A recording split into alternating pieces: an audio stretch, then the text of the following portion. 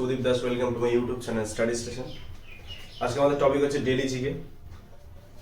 Set number হবে হচ্ছে 17।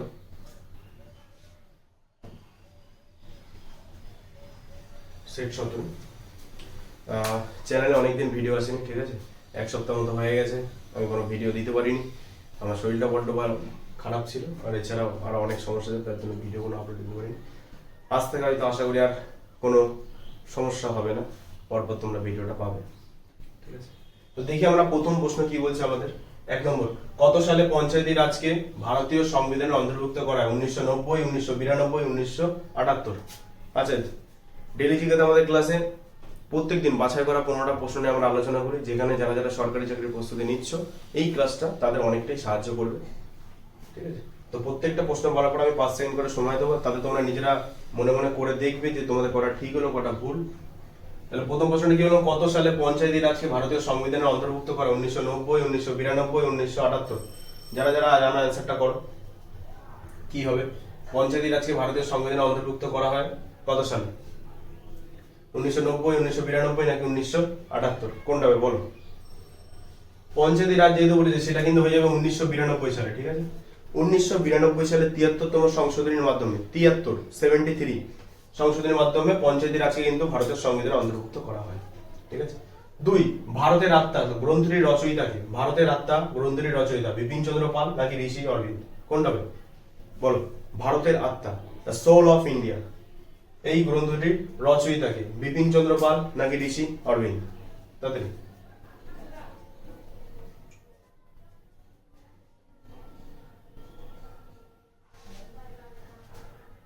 আচ্ছা, ভারতের আত্মা গ্রন্থটি মানে দ্য সোল অফ ইন্ডিয়া গ্রন্থের রচয়িতা কিন্তু হচ্ছে বিপিন চন্দ্র পাল, ঠিক আছে।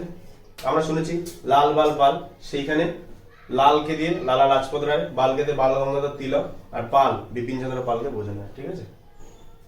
আচ্ছা, 3 নম্বরটা কি বলছে? দময়ন্তী চিত্রটি কোন বিখ্যাত শিল্পীর সৃষ্টি? দময়ন্তী চিত্রটি কোন বিখ্যাত শিল্পীর সৃষ্টি? নন্দলাল বসু নাকি রাজা রবি বর্মা? বলো কোনটা হবে? দময়ন্তী চিত্রটি কোন বিখ্যাত শিল্পীর সৃষ্টি? নন্দলাল বসু নাকি রাজা রবি বর্মা? কোনটা হবে?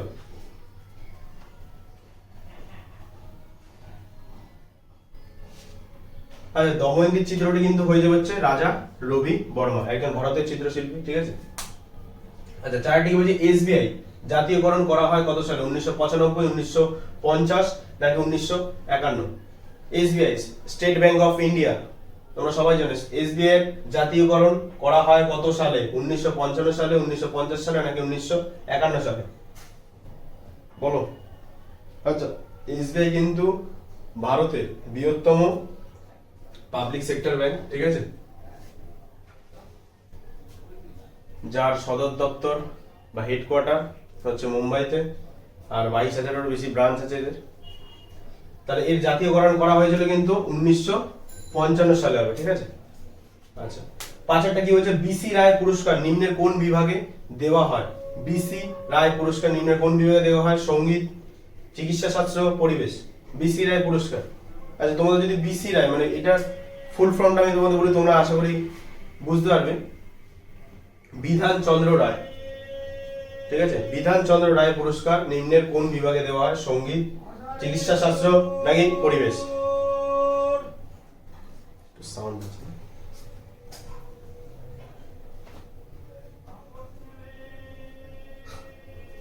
বিসি রায় পুরস্কার নিম্নে কোন বিভাগে দেওয়া হয়? সঙ্গীত, চিকিৎসা শাস্ত্র, পরিবেশ। বিসি রায় মানে হচ্ছে বিধান চন্দ্র রায়।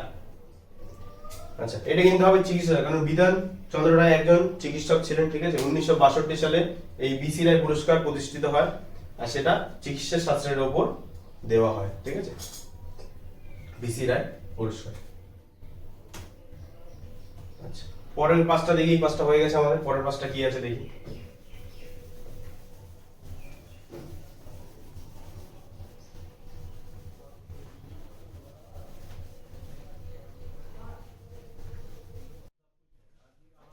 আচ্ছা, 6টা কি বলছে? 6টা বলছে পলাশির যুদ্ধ হয় কত সালে? 1780, 1757 নাকি 1766?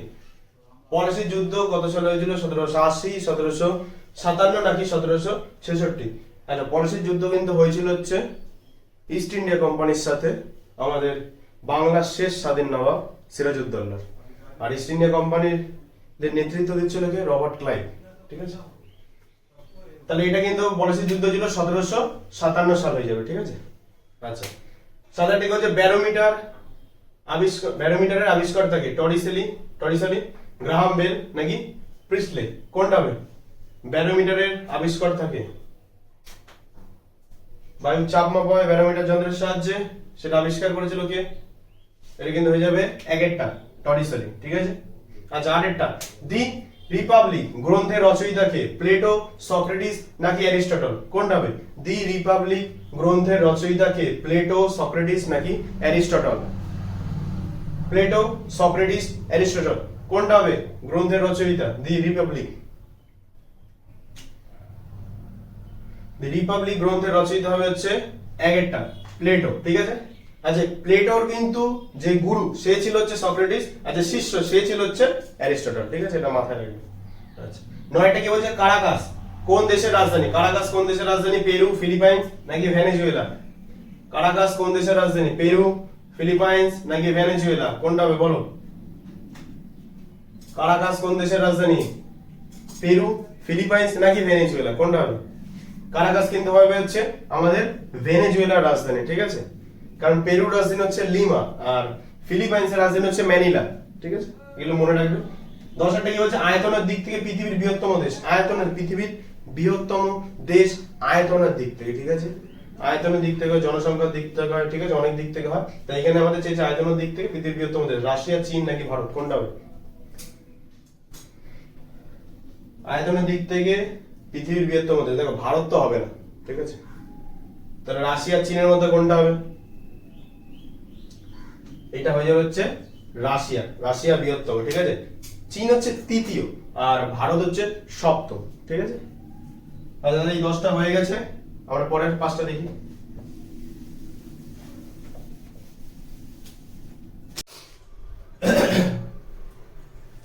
আচ্ছা 11টা কি বলছে? 11টা বলছে ভারতীয় নাগরিকত্ব আইন পাস হয় কত সালে? 1955, 1957 নাকি 1958? ভারতীয় নাগরিকত্ব আইন ভারতীয় নাগরিকত্ব আইন পাস হয় কত সালে? 1955, 1957 নাকি 1958? কোনটা হবে বলো? কত সালে পাস হয়েছিল?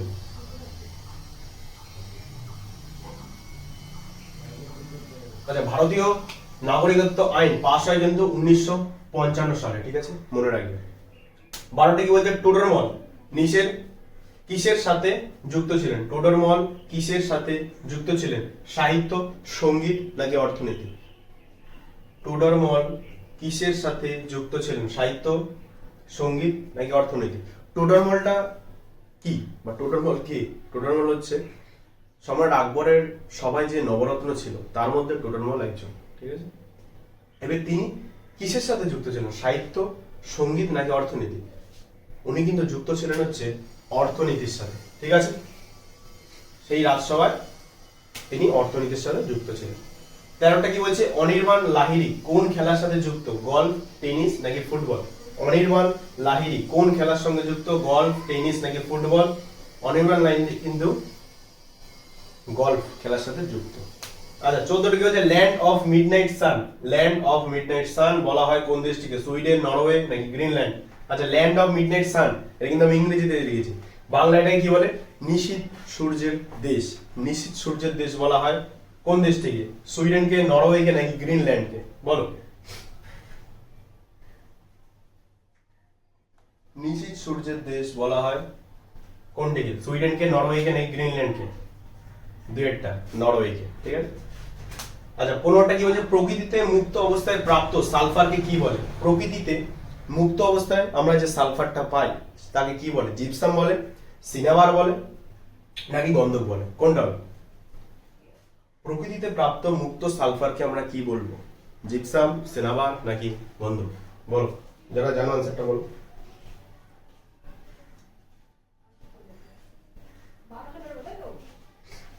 আচ্ছা প্রকৃতিতে প্রাপ্ত মুক্ত অবস্থায় সালফারকে কিন্তু বলা হয় টিনেরটা গন্ধক। ঠিক আছে, আজকে আমাদের 15টা প্রশ্ন এখানে শেষ। আবার পরের দিন নতুন বাছাই করা 15টা প্রশ্ন নিয়ে আসবো। ভিডিওটা যদি ভালো লাগে তো অবশ্যই একটা লাইক করে দেবে, বন্ধু বান্ধবদের কাছে শেয়ার করো যাতে তারাও সেই ভিডিওটা দেখতে পারে, তুমিও দেখো তাদেরও দেখো।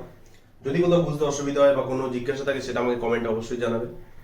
আর ভিডিওটা এবার থেকে প্রত্যেকদিন ছাড়া হবে, আমার শরীরটা আস্তে আস্তে ঠিক হচ্ছে।